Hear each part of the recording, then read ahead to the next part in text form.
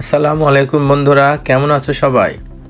আশা করি ভালো আছো। আমিও ভালো আছি। আজ বিকেলে নিজে রিফ্রেশমেন্টের জন্য মাঠে গিয়েছিলাম। আজ আমি তোমাদের দেখাবো কয়েকটি রবি শস্যের নাম। এটা দেখতে পাচ্ছ মটর ফুল। মেঠো পথ ধরে মাঠের রাস্তা কত সুন্দর লাগছে, দুই দিকে শস্য ভূমি।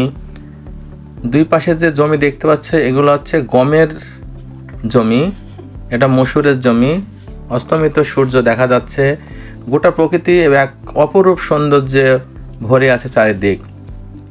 সোজা রাস্তা ধরে চলতে খুবই মজা লাগে। যদি গ্রামে আসো এই আনন্দ উপভোগ করতে পারবে।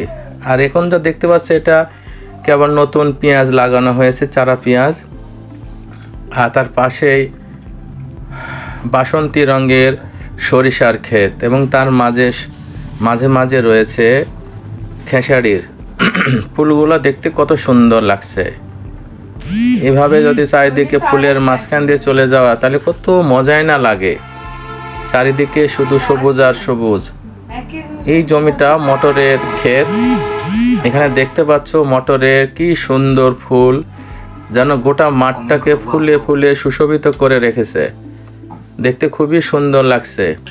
তোমাদের যাদের ভালো লাগছে তারা কমেন্ট করবে, ইউটিউবের থেকে যারা দেখছো সাবস্ক্রাইব করবে এবং সবসময় কমেন্ট করে নতুন নতুন ভিডিও তৈরিতে সহায়তা করবে। এটা হচ্ছে খেসারির জমি, যে খেসারি আমরা ডাল হিসাবে খাই সেই খেসারি। এগুলো গম আমরা গমের থেকে রুটি পেয়ে থাকি, আটা। এর আছে মসুরের ডাল আমরা প্রতিনিয়ত খেয়ে থাকি।